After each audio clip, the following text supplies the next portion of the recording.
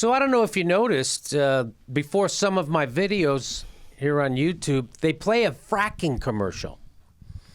It's called Frack is Whack. And now you mean the phenomena, you're not creating a euphemism for instead of saying fucking commercial. No, fracking. They're making a fracking commercial. A commercial that's... Not a fucking commercial, man. A fracking commercial. They're making a pro-fracking commercial. So let me just say a few words before I'm going to show you that commercial that might have played right before. This video might not have, but that's where I first saw this, and we're going to talk about it in a second. I'm going to play this fracking video.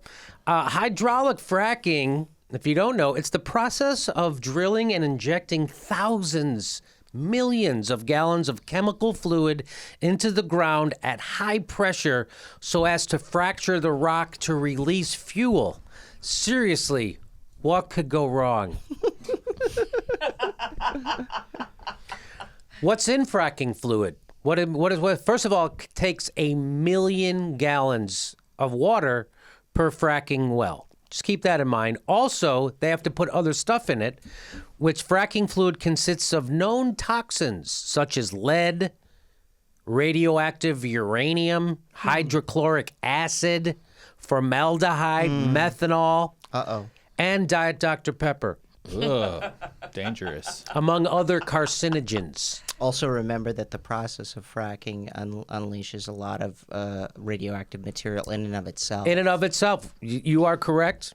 So during the process, methane gas and the toxic chemical contaminates the groundwater, creating respiratory and neurological damage to people who drink the water, which thus produces more voters who are against regulation.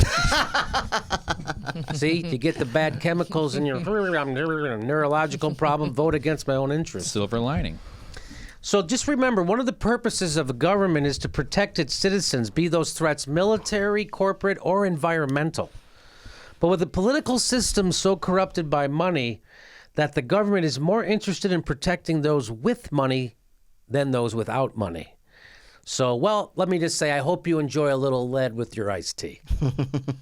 So it's hard to get the public comfortable with injecting high-pressure chemicals to rupture natural gas out of the earth. So thankfully, our fracking friends put together this YouTube cartoon advertisement, and it starts like this. Top 5 reasons fracking regulations are whack. Hey, kids, just want to talk to you about some real deal stuff. I like it. They got the dude, brah. Hey, the dude, brah, who's narrating this video is telling us that regulating fracking is whack because he, like, I don't know, during an acid rain trip, understood our connection with Mother Nature and the need to jam chemical spurting drills into her. Dude, it's whack, man. I took some acid rain, and I decided Mother Nature needed to be fracked. So let's listen to some more of it. We know the risks behind hydraulic fracturing are real, but rare and outweighed when compared to the potential economic benefits. Yeah, the potential economic benefits.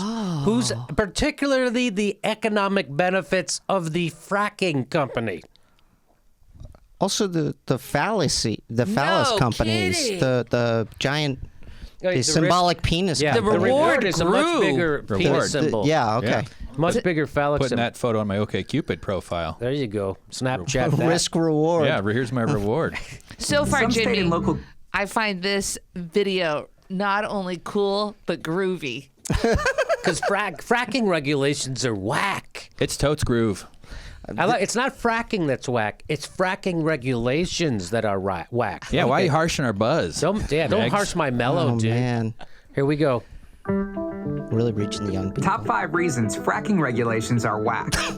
We know the risks behind hydraulic fracturing Uh-oh, are real, here it comes. but rare and outweighed when compared to the potential economic benefits. Rare. They're not rare. Right. In fact, the fracking industry admits that 5% of all their wells leak immediately. You know, earthquakes. That's them. That's what they're saying. So I'm going to take that number and multiply it by 1,000. Go ahead. Earthquakes used to be rare. Used to be rare. Now they're common. These things. Oklahoma had like one earthquake in 50 years. Now and then 1 Hundreds. year they had like dozens or hundreds. Earthquakes. Earthquakes in Oklahoma. Okay, here we go. Some state and local governments focus on start-to-finish regulations, like permitting, disclosure, and production requirements, beginning with site selection and continuing through well abatement. Other states and localities enforce outright bans. Both have major downsides. Do they? Really? Both have major downsides? For who do they have the downsides for? The people who want to drink water? Or for the fracking company who wants to extract profits from our natural resources by those injecting chemicals into the ground that poison everybody? But those people don't get fracking. They don't get to go fracking. They don't get to go fracking? Oh. Okay, here we go. Number 5. Government agencies do not directly bear the cost of regulations. They No. shouldn't bear the cost either. No, they shouldn't. The company poisoning the water should bear the cost. Who bears those costs? Hang on, he's going to tell us. Frack whack guy. The fracking brah. Consequently, they often overestimate the costs and underestimate the benefits. Number 4. Yes, consumers bear the costs, which is, consumers bearing the costs. That's cheaper than finding treatment for your kids suffering from a neurological degeneration. Here we go. Regulatory agencies are susceptible to capture by special interests, both industry or environmental groups. Did you hear what he said? They're susceptible to capture by special interests. So this is what by special interests, he means environmentalists who don't want drinking water poisoned by a company making lots of money cracking the earth open. Those are called special interests to the fracking industry. People who don't want to pollute the groundwater are special interests. You know those toddlers whose brains are still developing Right. and are susceptible to pollution? Those special interests. Well, that's part of the entire Republican bizarre conspiracy theory that there is some great environmental conspiracy, which is the craziest part of the Republican.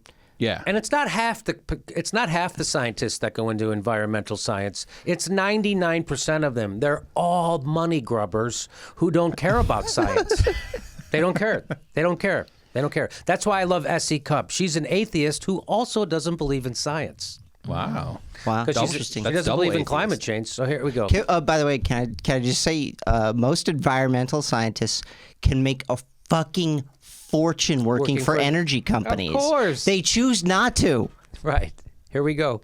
That regulations can be implemented in ways that favor the special interest at the expense of the public good. Number 3, regulations are complex and costly, both for government agencies and the regulated fracturing companies. Consumers ultimately bear these costs. Consumers. So- there you go. Consumers ultimately bear the cost. Consumers are going to bear the costs. If we didn't have to pay for regulations, it'd be cheaper for you. It'd be is what he's- cheaper for you. You Right. do understand that, Except that I don't- natural gas is already unbelievably cheap and getting cheaper. Yeah. How we can bear the costs, we're okay bearing the costs. By the way, this is after the where did that leak just happen? The Porter Ranch leak, the biggest leak in the history of leaks. And that was methane specifically. Yeah. Well, and also, I mean, think of all the environmental disasters that have happened in the last few years. So this- coal ash spill here, battery, The Gulf. the Gulf. Yeah, the BP. Right. I mean, what do you like? So basically, this whole thing is to try to convince you that the people of America, through their government, trying to regulate the ultra dangerous and toxic practice of fracking, is a bad idea. We don't want to have any government regulation. That's what this is all about. Let's play. Jimmy, regulations aren't cool. They are not cool. They're not. They're kind of whack. They're kind of whack. You know what's not whack? What? My water being on fire. Yes. My tap water being on fire. Okay, here we go. That's pretty cool. Regulations limit entry into hydraulic fracturing development. New competitors have a difficult time entering the market. Oh, you mean new fracking companies are going to have a hard time getting into fracking? You know what I say? That's good. That's a good thing. I don't know. I think a ma and pa shop should open up. Old grandpa wants to take up a second job after he retires. Fracking. Start up doing some fracking. As I look around the world, Robert, you know what I think we're lacking? Not enough fracking companies. Not enough startup fracking companies. need I more know frackers. a lot of young upstart kids just getting out of college who are like, I want to try a little fracking, a little artisan fracking. You little artisan fracking. I've got millions of gallons of hydraulic lead infused chemicals in a bucket at home. I could maybe start up my own fracking I could business. do that. Yeah. By the way, my favorite thing about this is in the cartoon, there isn't a residential house. No, anywhere near. It's a desolate. Anywhere near this. Which increases profits for existing companies and increases the cost of energy to consumers. And the #1 reason fracking regulations are whack.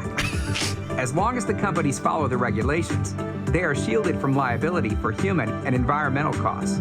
Yeah, that's Whoa. called you're a corporation. Wait a minute. What is he? They're saying that they're shielded if they follow the rules. If they won't follow get in the trouble. rules, you can't sue them because then they say, look, we're following the regulations. That's why you have regulations. So you don't need to sue them if they're following the regulations and everything is safe. You sue them when they break the this is the ultimate jujitsu.